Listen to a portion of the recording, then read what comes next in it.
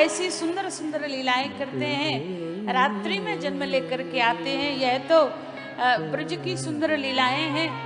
और आप कोई अंतर ना मानो राम जी में और कृष्ण में। भगवान कृष्ण और प्रभु श्री राम दोनों एक हैं। तुलसीदास जी महाराज भी कहते हैं, जिस समय श्री धाम वृंदावन में गए तो उनकी निष्ठा तो राम जी में है, लेकिन अब वृंदावन पहुंच गए बाबा, जहां देखें वहीं मुरली लिए हुए बैठे हैं प्रभु। तो गए, जाकर के दर्शन किया। तो वैसे तो बाबा जाए नहीं दर्शन के लिए, लेकिन आज जबरदस्ती संत ले गए, बाबा चलो दर्शन के लिए। आहा हा। तो भगवान के सामने तुलसीदास जी महाराज पहुंच गए और तुलसीदास जी महाराज ने जब दर्शन किया, आहा हा, मोर मुकुट धारण किए हुए हैं, हाथों में बंशी लिए हुए हैं। तो तुलसीदास जी ने कुछ और नहीं कही, बात केवल इतना ही कहा कि कहा कहो छवि आज की। दोनों एक हो मैं जानता हूं, लेकिन मेरा मन राम में रमता है। आप भी वही हो और वो भी यही है जो आप बैठे हो। लेकिन कहा कहो छवि आज की, भले बने हो नाथ।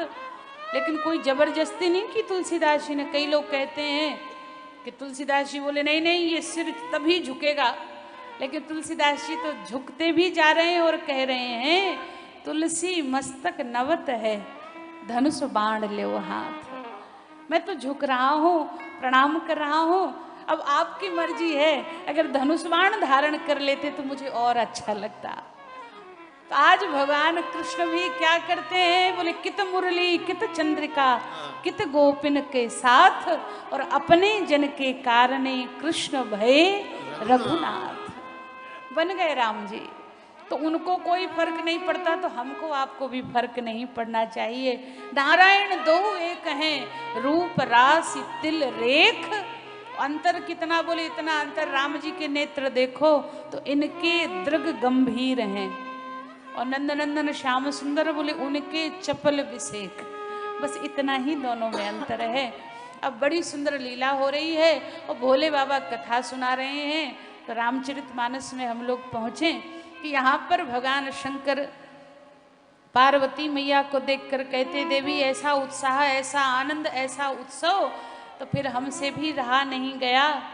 और इतना सुनाते सुनाते कहने लगे, और रहूं एक कहूं निज चोरी, और रहूं एक कहूं निज चोरी, और रहूं एक कहूं निज चोरी।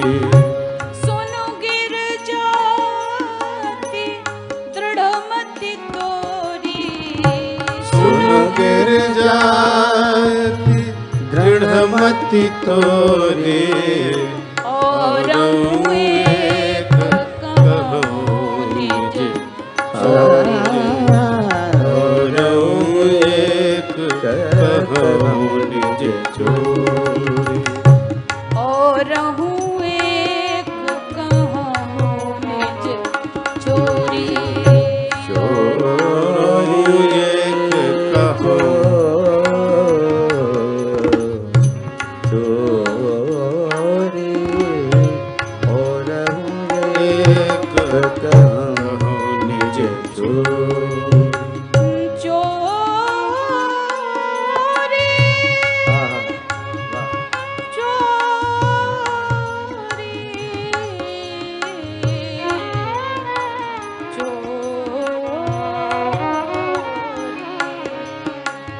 और रहूं एक कहूं निज चोरी, और रहूं एक कहूं निज चोरी। भगवान शंकर कहते हैं पार्वती मैया से, बोले देवी हम अपनी चोरी बता रहे हैं आपको।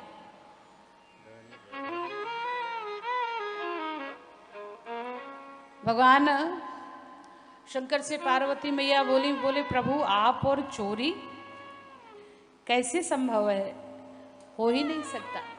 अरे देवी मैंने चोरी की, कौन सी चोरी, किसी का आभूषण चुराया, किसी का वस्त्र चुराया, नहीं नहीं।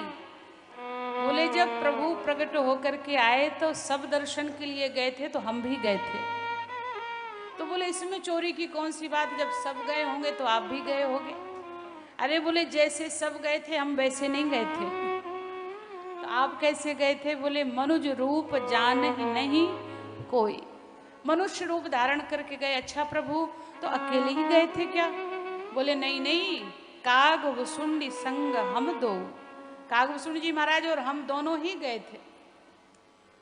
और अब कथा सुनाने लगे तो प्रभु का दर्शन हुआ। हाँ हाँ देवी वही तो सुना रहे हैं, कितनी मुश्किलों में दर्शन हुआ। अच्छा कैसे दर्शन हुआ नाथ? वो एकदम मौन होकर भाव से सुन रही हैं पार्वती मैया। भोले बाबा कहते देवी मनुष्य रूप धारण करके हम कागभूषण जी महाराज श्री धाम अयोध्या में पहुंच गए और अयोध्या में जाकर भ्रमण करने लगे।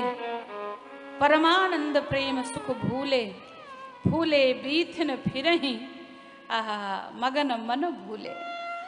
आनंद मगन है, प्रसन्न है, गलियों में भ्रमण कर रहे हैं, कैसे दर्शन हो कैसे दर्शन हो।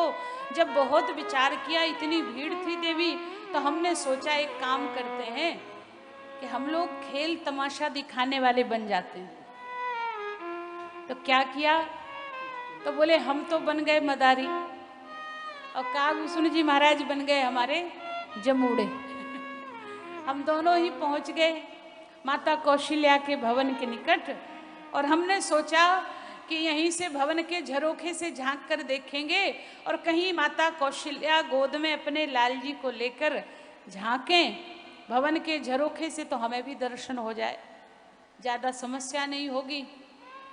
सो बोले देवी हम पहुंच गए और वैसे भी हमारे भोले बाबा को मदारी बनने में कोई असुविधा नहीं होती।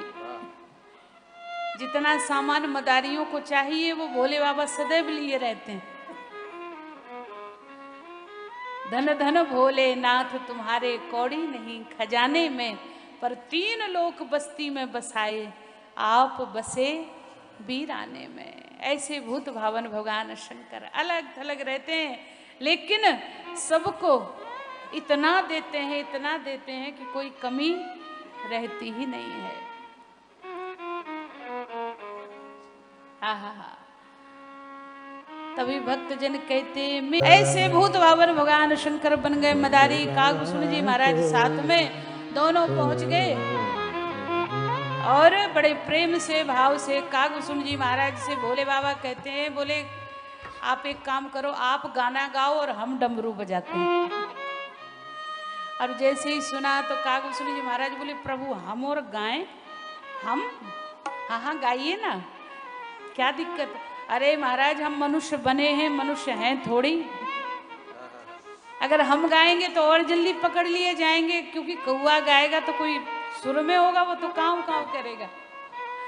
भगवान शिव कहते हैं नहीं नहीं ऐसा मत सोचिए, आप तो विशेष हैं, भगवान की विशेष कृपा है और आपसे गाने के लिए कहा है, तो आप भी तो गाओगे तो भगवान के गुण ही गाओगे ना। और जो भगवान के गुण गाता है उसके ऊपर प्रभु की विशेष कृपा हो जाती है।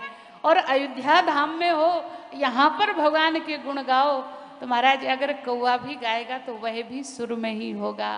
क्यों? बोले काक हो ही पिक बकहु मराला, यह भगवान की कृपा है।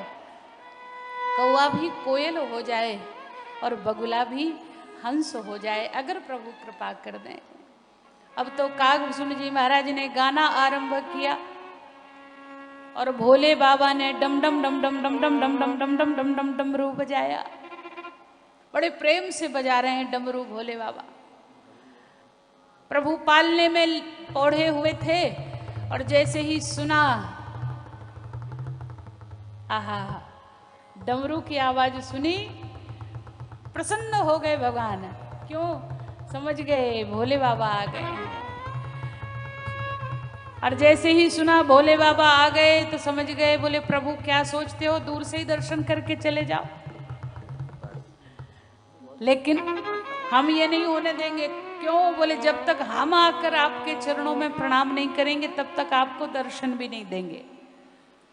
तो मैया कौशल्या तो आई नहीं, हमारे यहाँ के बड़े अच्छे संत हुए श्री अयोध्या धाम के पूज्य विनीत जी महाराज, जिनके द्वारा रचित भक्त गाथाओं को महाराज श्री ने गाया है। और जितने सुंदर ढंग से आप लोग जो श्रवण करते हैं महाराज जी के द्वारा, अधिकतर पूज्य विनीत जी महाराज की रचित भक्त गाथाएं हैं, उनको महाराज जी ने गाया। जज साहब वाली कथा, एकादशी वाली कथा, अनेक। और जितने सुंदर ढंग से उन्होंने लिखा है, उससे बढ़िया ढंग से महाराज श्री ने उसको प्रस्तुत किया है।